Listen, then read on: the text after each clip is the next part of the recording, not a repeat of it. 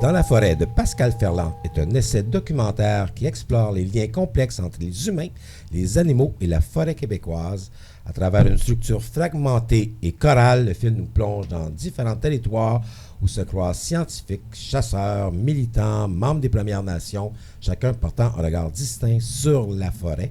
Assis entre observation, engagement politique et poésie, le film nous propose une expérience sensorielle forte, portée par des images contemplatives et une trame sonore immersive.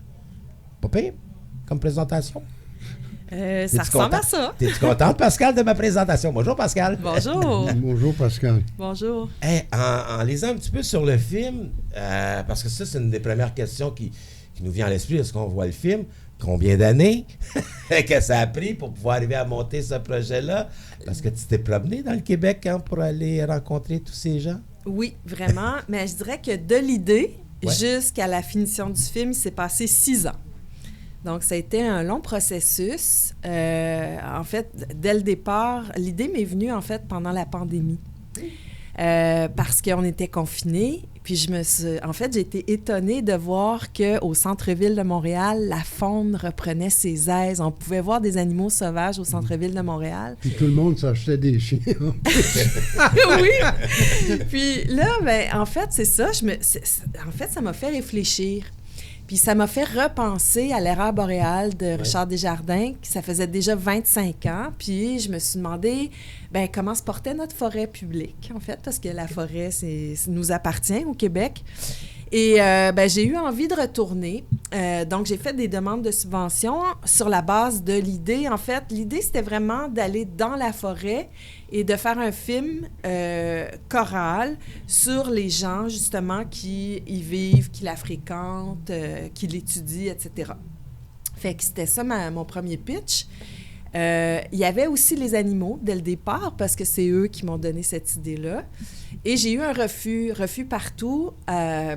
Alors, je suis partie, parce que maintenant, la compétition est tellement forte pour avoir des subventions. Il faut presque écrire une première version de scénario en développement. Okay. Mais moi, je me sentais pas compétente pour écrire une première version de scénario sur un territoire que j'avais pas encore visité.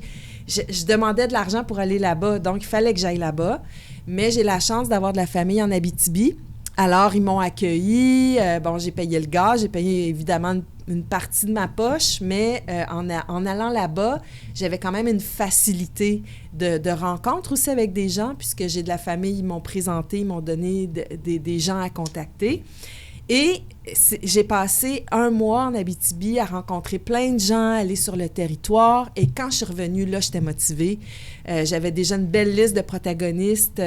J'avais rencontré un directeur photo animalier, Luc Farrell, qui, lui, travaille pour la BBC et pour National Geographic d'habitude. Mais on a pris une bière ensemble, puis j'ai dit, écoute, moi, on joue dans une autre talle, là. C'est un peu plus expérimental, puis un peu plus indépendant, mon travail. J'aurais pas les mêmes moyens, mais il m'a dit, écoute, moi, ça me plaît énormément, parce que, premièrement, on va se pencher sur la faune de chez nous, et aussi parce que tu me donnes une liberté de création que j'ai pas, justement, avec les documentaires animaliers. Ce sont souvent des documentaires très, très, très scénarisés, alors que là, on était dans une toute autre façon d'aborder la forêt, puis ça lui a plu beaucoup, fait qu'il a embarqué avec l'argent que j'avais, qui était pas de commune mesure avec ce qu'il y a d'habitude, mais il a accepté. Et donc, quand je suis revenue, j'avais déjà quelque chose en main. Et là, évidemment, j'ai décrit l'Abitibi. J'étais pas encore allée en Gaspésie, ni sur la Côte-Nord. Du Québec encore. Alors là, j'ai demandé de l'argent pour aller ailleurs. Et le film s'est construit donc comme ça, par étapes. Pascal, tu insistes sur les limites auxquelles tu t'es confronté. Mais quand on découvre le film, c'est comme la super production de ta filmographie. Je veux dire, un film de plus de 2 heures avec autant de locations, avec autant de tournages dans la nature, en extérieur. Je veux dire, il y avait toutes sortes de défis au moment de débarquer avec la caméra, de dire, bon, on est prêt, on fonce. Oui. je me suis découvert des aptitudes que je savais pas que j'avais. Non, ben c'est que j'ai fait beaucoup de postes. T'sais, dans un film de cette ampleur-là, il y a des directeurs de production, il y a des assistants caméra, il y a des crafts, il y a toutes sortes de gens qui viennent aider à faire ce type de tâches-là. Mais là, moi, j'ai tout fait. Donc, j'ai pas juste scénarisé, réalisé, produit. J'ai fait de la direction de prod, de la direction de post-prod. J'ai fait du craft. Je cuisinais des fois parce qu'on partait dans le bois puis qu'il y avait aucune façon... fait que j'ai travaillé énormément. Je vous dirais que, sincèrement, là, j'ai vraiment beaucoup travaillé, mais... Malgré ça, c'est quand même le film qui m'a rendue le plus heureuse de ma vie. J'étais tellement bien. Quand les psychiatres disent, prescrivent des bains de forêt aux gens... Tu tournes en forêt, ça fait du bien, hein? Ah, ça fait un bien. Mais ça se sent, hein, Pascal, parce qu'il y a un côté amour des lieux qui est tout de suite tangible quand on voit le film. Puis on est bien dans ce film-là, du début à la fin. Puis on est bien parce que les lieux sont habités par la cinéaste. Et ça, c'est très, très patent. Bien, merci. Ça me fait vraiment plaisir d'entendre ça, sincèrement, parce que c'était tout un défi aussi. Bien, en fait, je dois dire que le concept du film était très, très clair dans ma tête avant de partir. Le scénario faisait 70 pages. Là. C'est vraiment un scénario très réfléchi, très recherché aussi, parce que à chaque fois que je rencontrais une nouvelle personne, j'apprenais de cette personne-là. Le niveau de connaissance que ces gens-là ont, les biologistes, mais les Premières Nations, les chasseurs. Remarquable. Ceux que tu as trouvés, là, les têtes, là, on en apprend tellement, et le rapport qu'ils ont eux-mêmes avec la forêt, la nature et les animaux est tellement convaincant qu'on aurait le goût de les suivre là, dans leurs préoccupations. Exact. Puis, en fait, c'est ça, c'est que les Premières Nations, ça fait pas longtemps qu'on les écoute.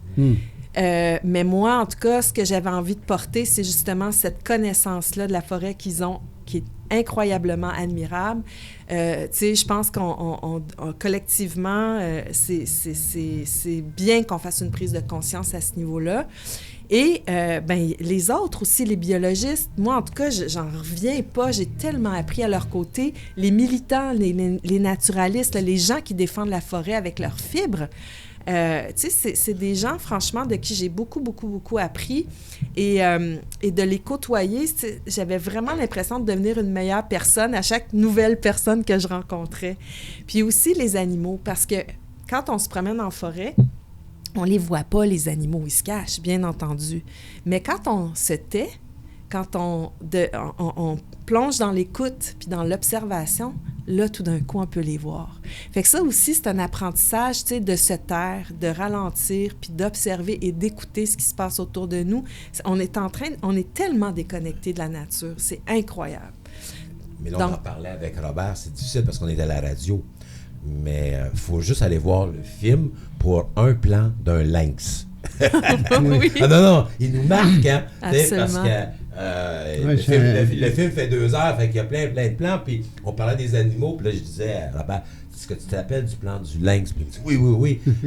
On s'y attend pas. On s'y attend pas, mais même la façon qui a été tournée, il est majestueux. Oui. Il a l'air énorme, alors qu'on sait que les lynx sont pas si gros que ça, mais dans ce cas ici, là, je veux dire, il prend tout l'espace, et là, tu te dis, à quel point il est beau. Oui.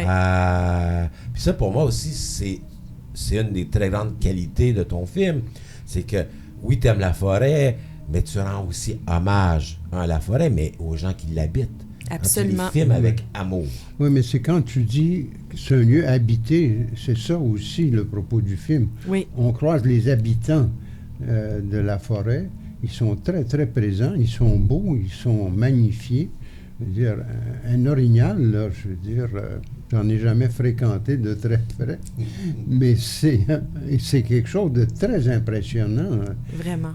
Tu te sens très petit, là, je veux dire, puis il est là depuis longtemps, en plus. Oui, puis en fait, ce qui est triste, c'est que en ce moment, je ne sais pas ce qui nous arrive collectivement, mais tu sais, ça fait des années que les scientifiques nous sonnent l'alarme.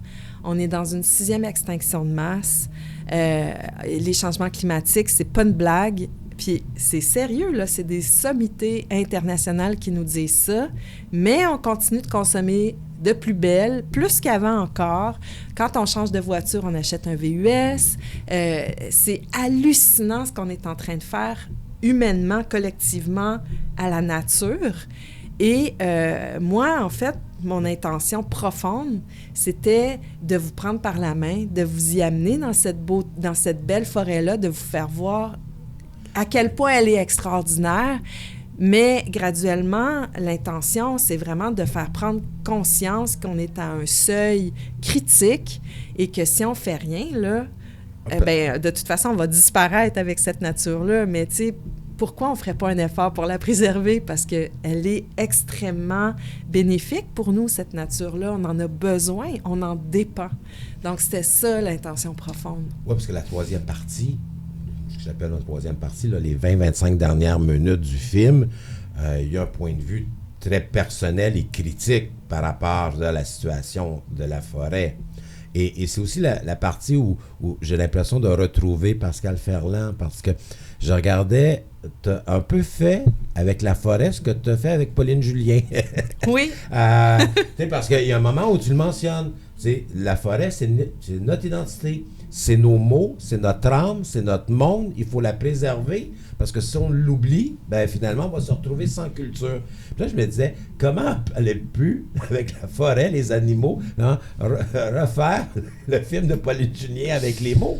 Bien, parce que je m'intéresse au territoire qui fait partie de notre identité profonde, en fait. C'est ça l'idée. C'est le territoire, c'est nous. Le Québec, c'est le territoire. Donc, on peut l'observer sous tous ses angles. Ça va toujours être un film différent, en fait. Oui, puis ça, c'est un discours que reprend de façon tellement éloquente Michael Paul. Oui. Parce que lui, justement, quand il fait allusion au caribou, et là, ça devient très concret. On sait que les quelques caribous qui restent, ils sont parqués en quelque part en Gaspésie. Ça revient dans les journaux tous les 6 mois. Est-ce que le gouvernement va s'en occuper un peu mieux? Mais quand lui en parle, ça prend une dimension beaucoup plus concrète. Là, on comprend pourquoi on ne peut pas se permettre de perdre ces caribous-là. Pour lui, c'est sa définition, sa culture qui disparaît, là. Et c'est tellement beau comment il le dit et tellement convaincant. Exact. Le caribou, c'est un animal emblématique, non seulement de la culture Innu, mais de toutes les cultures autochtones de l'Amérique, oui, où il y a des caribous. C'est incroyable comment c'est un animal important. Puis moi, j'ai voulu faire un parallèle qui est, bon, peut-être pas si évident que ça, mais pour moi, il l'est. J'ai pris l'orignal. Le Québécois blanc aime l'orignal. Oui, il va aller chasser l'orignal. Ça aussi, ça fait partie de notre culture. Sauf que il y a un lobby de la chasse qui est tellement fort au Québec qui s'allie au lobby de l'exploitation forestière. Et en fait, c'est que c'est très simple. Quand on coupe une forêt, après, elle repousse, c'est des petites ramées. Et ça, c'est l'habitat de l'orignal, son habitat préféré. Et il aime les petites ramilles. Donc, à partir du moment où les chasseurs savent que la coupe forestière attire l'orignal, ils aiment les coupes forestières. Puis en plus, c'est que pour couper une forêt, on fait des immenses chemins forestiers. On fragmente les habitats forestiers. La forêt, elle est remplie de chemins forestiers, là. C'est une autoroute de chemins forestiers. C'est un damier de chemins forestiers. Et donc, les chasseurs, ça leur permet d'aller n'importe où.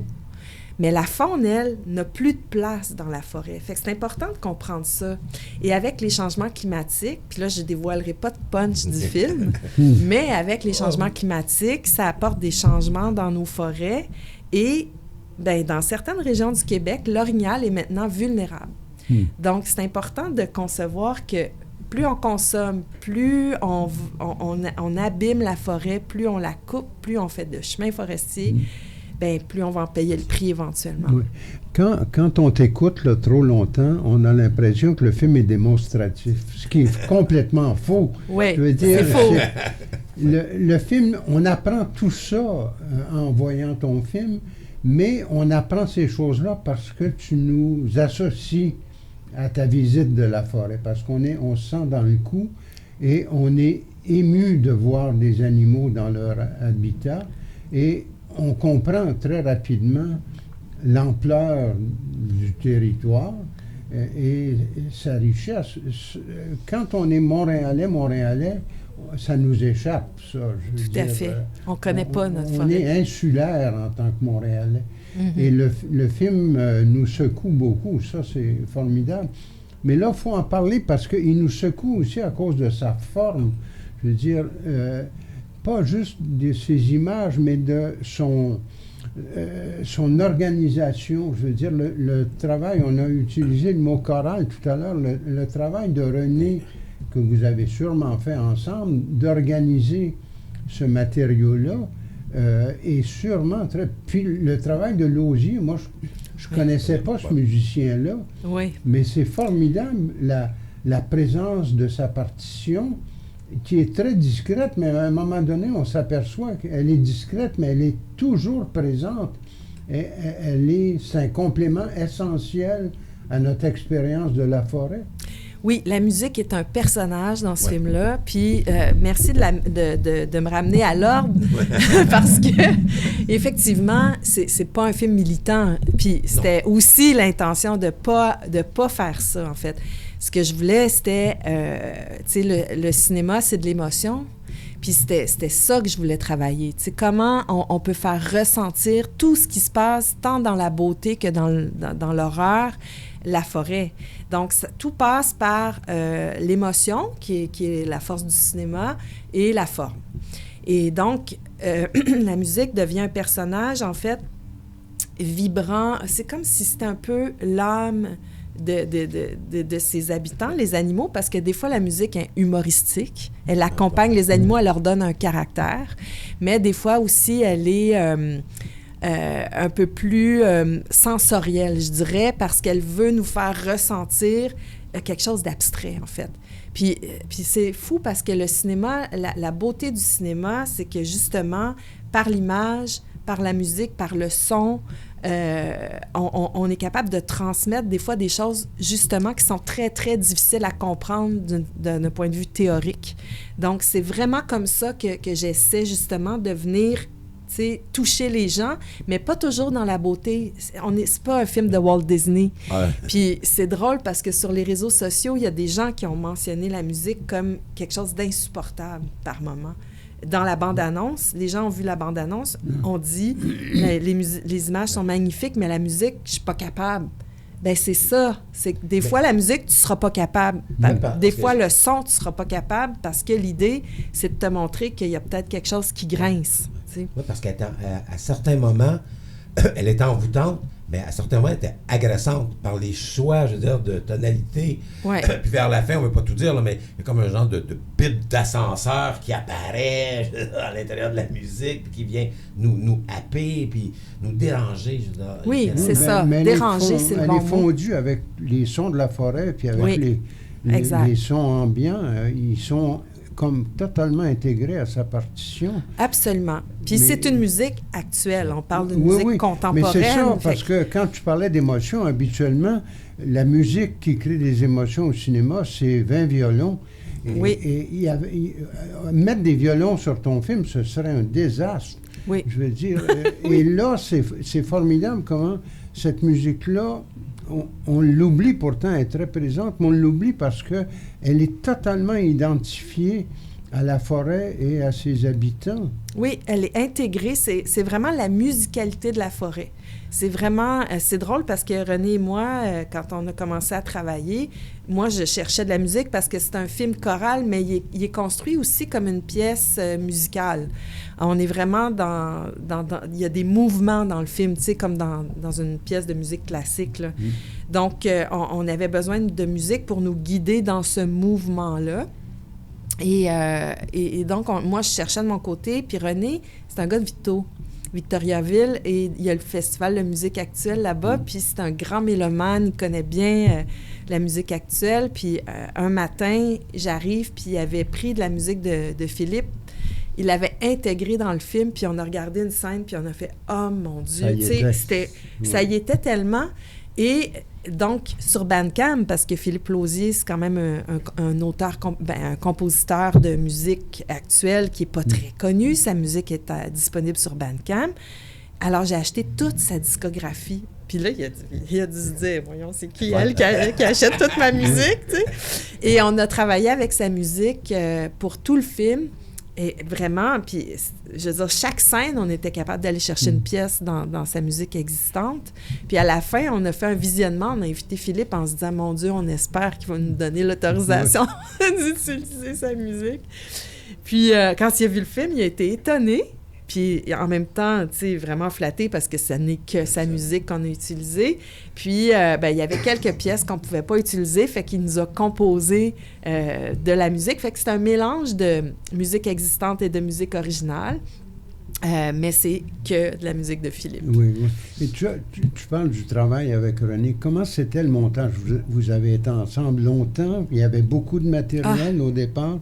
Il y avait énormément de matériel parce que, bien, évidemment, j'ai tourné à travers le Québec sur 2 ans, donc c'est 2 ans de tournage. Il y avait plusieurs niveaux de capture d'images. Donc, il y avait les caméras de chasse. Moi, j'avais mis des caméras de chasse partout dans la forêt avec Luc Farrell, le directeur photo animalier.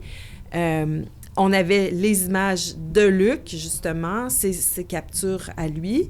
Ensuite, on avait les humains, que j'ai principalement filmé avec François Jacob et Dominique Leclerc, avec d'autres personnes parfois qui se sont rajoutées. Et il y avait... ouais, c'est ça. En gros, c'est ça. Tu as été chercher des images même qui vous manquaient à droite et à gauche. Quand on regarde le générique, on s'aperçoit qu'il y avait l'ours, vous avez été chercher... Oui, bien, des petites... En fait, ça, c'est des projets scientifiques, de protagonistes qui sont dans le film, là. Oui, c'est ça. Il y a des petites images supplémentaires que je trouvais trop formidables pour ne pas les mettre. Alors, c'est ça. Et... donc, regarder tout ça, ensuite faire un premier assemblage. Le premier assemblage là, d'une structure, disons, qui fonctionne, faisait 8 heures. Ça vous donne une idée. Puis après, il fallait réduire, mais des fois, on enlevait des scènes crève-cœur, là, des scènes extraordinaires qui ne pouvaient pas rentrer dans le film parce que c'est pas raccord. Tu sais, on avait un impératif de suivre les saisons. Fait qu'il y avait les saisons au Québec qui sont tellement marquées, fait qu'on ne peut pas faire autrement. Tu sais, on avait des difficultés comme ça qui nous forçaient à... Une structure s'imposait d'une certaine façon, ou en tout cas une logique de structure. Et graduellement, on a réduit, puis on se disait, on ne peut pas faire un film de plus de 2 heures parce que là, ça va être trop long. Vous avez passé combien de temps sur le montant? Au moins 20 semaines, ouais. Ce qui est quand même assez long pour un montage. Là, la moyenne, c'est 14 semaines. Oui, oui. Donc, oui, on a travaillé beaucoup, mais... Puis c'est drôle parce qu'on se disait avec René... Tu sais, ça fait 25 ans qu'on travaille ensemble. Hein? Ouais, c'est vraiment... Ça, c'est le fun parce qu'on a on a un niveau de connaissance aussi de nos façons. Oui. Exact. Fait que ça aide, mais on se disait... Hey, on n'arrête pas de travailler sur ce film-là. T'sais, à un moment donné, des fois, dans un film, comme Pauline Julien, Mes politiques, on a trouvé la structure, ça a été là, extraordinaire à monter ce film-là. On l'a fait hyper rapidement. Celui-là, on était vraiment dans le travail tout le temps. C'était incroyable comment on a travaillé jusqu'au bout. Mais en fait, on en discutait avec Robert avant que tu arrives. C'est la fluidité de cette structure-là. Puis je disais, oui, c'est vrai, mais quand tu l'analyses en petits détails, là, tu t'aperçois que tu as des images en couleur, tu as des images en noir et blanc, de nuit, des images contrastées. Là, on passe du jour à la nuit. Il y a des ruptures continuelles dans la structure de montage, mais le talent de René et votre complicité, votre compréhension du sujet fait que on n'est jamais brusqué par les coupes qui, elles, sont brusques. Bien, c'est vraiment abordé comme de la musique classique, c'est dans des mouvements, tu sais. Fait que des fois, il y a des ruptures de ton, des fois... Puis même aussi... il y a des ruptures, je veux dire, très éclairées à très contrastées. Puis cette forêt qui est ombre et lumière, elle est comme représentée aussi par vos choix de caméra, là. Absolument. Puis, en fait, ça, c'est absolument volontaire, là, dans le sens où on voulait surprendre. Parce que, tu sais, sur un film de 2 heures, ça peut être facile de s'ennuyer, là. Fait que comment faire pour, tu sais, justement, toujours ramener le spectateur d'une scène à l'autre. Mais René, je vous dis, là, je le constate film après film, la structure, c'est vraiment sa force. C'est un maître de la structure. C'est vraiment quelqu'un qui a des idées, puis c'est un mélomane aussi. Fait que, tu sais, la musique aussi, la musicalité du montage de René est très, très apparente et évidente. Parce qu'il y a le passage il y a beaucoup de discours différents dans ce film-là, et on ne sent jamais qu'ils s'opposent, ils sont toujours complémentaires, mais de façon large, je veux dire, parce que la femme qui fouille la mousse là, pour ses étudiantes, c'est comme une martienne quand elle apparaît dans le film. Sa spécialité nous échappe complètement. Qu'est-ce qu'elle fait là? On sent qu'il y a la science dans son doigté de fouilleuse. La science est là aussi. Mais comme ça, on passe beaucoup de ça. Michael, lui, il est en pleine émotivité. Elle est en pleine préoccupation scientifique. Et ces niveaux-là, ils viennent pas nous gêner, au contraire. Ils viennent enrichir le discours du film. Absolument. Puis je dirais même le travailleur forestier, les chasseurs, tu sais, tout le monde amène un point de vue complémentaire sur la forêt. Puis moi, en fait, ce que j'aime dans tout ça, c'est que c'est comme l'addition de chacune de ces interventions-là amène le grand message du film, finalement. Mais il y a un moment étonnant, c'est le jeune travailleur qui travaille de nuit avec la machinerie lourde en écoutant Chopin, là, je veux dire, lui, il gagne sa vie avec les gens qui exploitent la forêt. Oui. Il gagne son pain en faisant ça, mais on ne le sent pas comme un méchant. Il aime la forêt en plus, puis il parle du silence de la nuit, puis comment il est bien dans la nuit de la forêt. Mais c'est un beau personnage. On aimerait même en savoir plus. Comment ça se fait qu'il a abouti là? Bon. Mais tu sais, je vous dirais que toutes les personnes, tous les travailleurs forestiers sont comme lui. Ils aiment la forêt profondément. Mais c'est des gens qui viennent des régions forestières. Oui, oui. Et il n'y a pas beaucoup d'emplois dans ces régions-là. Donc, tu sais, ils font ce travail-là, mais tu sais, quand on aime être dans la forêt, on veut travailler dans la forêt. Et c'est ça, mais ça ne veut pas dire qu'ils n'ont pas une conscience de ce qui se passe. Au contraire. Mais en même temps, tu sais, le message du film, c'est pas les gens qui sont dans la forêt le problème. Le problème, c'est la gestion des ressources. Et c'est nous, collectivement, les citoyens, qui avons un pouvoir de changer ça par le vote. Et là, on est en période électorale, fait que je trouve que c'est un merveilleux moment pour sortir ce film-là. Non, mais on a tellement reculé sur ce terrain-là avec le gouvernement actuel, mais d'autres gouvernements avant le gouvernement actuel aussi. Et ce qui est frappant dans ton film, c'est que les intervenants qui, avec une clarté, et parfois qui ne sont pas tous des intellectuels, là, nous expliquent la situation de la forêt. Elle est, je veux dire, en tant que spectateur, éclairante. Puis, on sait en documentaire, les gens qu'on rencontre sont importants. Okay? Et ceux que toi, tu as privilégiés, je veux dire, c'est la force de ton film. T'en avais beaucoup, t'en as retiré quelques-uns, tu dis non. Lui, je veux dire, ce qu'il me dit, c'est clair, je le garde et tout, parce que c'est aussi ça, je veux dire, pour le film, là. Oui, il y a la forêt, mais il y a les gens qui accompagnent cette forêt-là et leurs propos, surtout dans la dernière partie du film, je veux dire, et ce que tu viens de mentionner, je veux dire, assume totalement, là, je veux dire, ce que tu as à dire sur la forêt. Oui, puis en fait, bon, c'est sûr que j'avais beaucoup de protagonistes là, dans mon scénario. Je dirais que si on regarde le scénario, il y en a la moitié qui sont encore là, puis l'autre moitié qui sont plus là, pour toutes sortes de raisons. Hein. C'est pas parce que les gens sont pas intéressants. Quand on fait un documentaire... Plus là.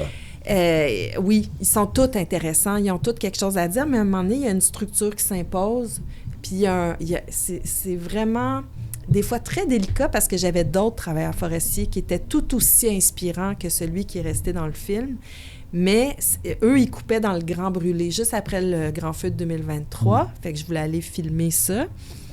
Puis ce qu'il y avait à dire, c'était bouleversant parce qu'ils étaient en train de ramasser des arbres morts, mais ce qui a brûlé, là, c'est les 10 prochaines années de coupe. Alors, eux, ils réfléchissaient justement à ça, puis à l'impact de ces feux-là sur leur vie profonde, sur leurs enfants. C'était super beau ce qu'ils disaient. Sauf qu'il y a neigé, j'étais à la baie James quand j'ai tourné ça, il y a neigé, tu sais, je me souviens plus de la date exacte, mais mi-octobre. Fait qu'on s'attend pas à ce qu'il neige à mi-octobre quand on est Montréalais, là. Donc, une fois là-bas, première neige, donc tout ce ce bois-là noir était devenu blanc, puis on comprenait plus. Alors, j'avais plus de raccord dans mon film. Ils sont pas là à cause de la neige, tu sais. Donc, c'est ça, quand on tourne avec le réel, il y a plein de choses qui arrivent qui font qu'à un moment donné, un personnage magnifique ne peut pas être dans le film. Une autre raison, c'est, par exemple, j'avais une conductrice de chien de sang, une femme extraordinaire qui, elle, parce que les chasseurs, des fois, ils ratent leur cible. Donc, les animaux sont blessés, ils courent dans la forêt, puis ils vont mourir des kilomètres plus loin, puis les chasseurs ne les retrouvent jamais. Donc, c'est un carnage, tu sais, c'est incroyable, c'est des animaux qui souffrent. Robert Morin leur trouve. Robert Morin en parle dans son film extraordinaire, qui est magnifique. Mais c'est ça. Alors, elle, ce qu'elle fait, c'est avec des chiens de sang, qui était une chose complètement illégale au Québec, elle a milité pour ramener ces chiens-là dans la forêt pour pouvoir, disons, abréger les souffrances de ces animaux-là. Mais cette femme-là ne peut pas être dans le film parce que quand on est allé tourner, finalement, le chien n'a pas retrouvé l'animal, ce qui est rare. Tu sais, fait qu'il arrive des choses comme ça. J'appelle ça mes petits deuils. Tu as mentionné l'erreur boréale tout à l'heure. Oui. Ça fait déjà 25 ans, comme tu nous le rappelais. Dans ce film-là, Richard et Robert, ils sonnaient l'alarme. Mais toi, tu le refais aussi. Est-ce à dire que ça n'a pas bougé? On est toujours à l'étape où il faut être alarmiste par rapport à la situation?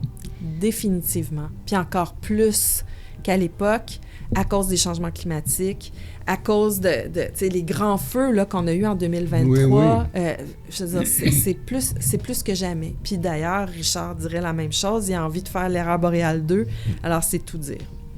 Non, parce que pour moi, la force de ton film, c'est que tu cherches à nous faire ressentir la forêt, mais aussi à nous questionner sur notre rapport qu'on a à la forêt. Exact. Et là, on vient à, bien sûr, le son, mais on vient à René Roberge. La structure de ce film-là, je veux dire, elle est remarquable, parce que dès les premières minutes, c'est très contemplatif. On ne sait pas exactement où on est dans les 30 premières minutes. Et là, tout d'un coup, il arrive, je veux dire, cet homme au visage avec la barbe blanche, puis il nous explique. Voici la situation de notre forêt. Et là, ça s'engrange. Puis les 20 dernières minutes, c'est le constat qui est très brutal. Et là, on se dit, OK, on nous a amenés dans la forêt, on a marché avec elle dans les pas de la forêt, on a vu tous ces animaux-là, on est tombé en amour avec ces animaux. Si vous voulez les conserver, bien, vous avez des choix politiques à faire. Et là, le politique, c'est comme intégré à ta structure. Et ça, c'est pas facile. C'est pas facile parce que des fois, on a tendance à vouloir tout dire au début. Là, tu nous gardes jusqu'à la toute fin. Là. Je vais vous faire aimer la forêt avant. Tu veux nous faire aimer la forêt. Mais c'est ça la force de ton film. Puis c'est bien que Robert ait dit, ça va l'air un peu théorique, notre début de discussion, mais c'est pas un discours sur la forêt. On ressent littéralement sur la forêt, puis on doit l'avoir avec les tripes.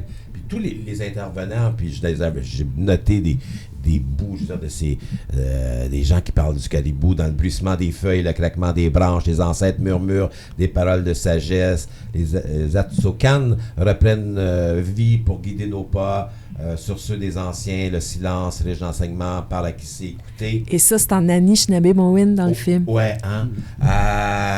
Et donc, il y a des moments où la parole, je veux dire, nous ramène toujours vers le ressenti. En tout cas, la parole, on te l'enlève, là, on nous fait des signes désespérés. Déjà? Pascal, on aurait pu continuer pour... la prochaine fois, Pascal, c'est 1 heure. On n'a plus le choix parce qu'on a à peine abordé la moitié Mais de ton film. On rappelle que le film est à l'affiche déjà. Beau Bien, Cinémathèque, bientôt au public. Puis après ça, partout. Sherbrooke, Rouyn-Noranda, Rimouski, Joliette, Chandler. Mais c'est Québec qui a eu l'occasion, les premiers au CLAP, de voir le film jeudi dernier. Merci beaucoup, Pascal. Merci beaucoup.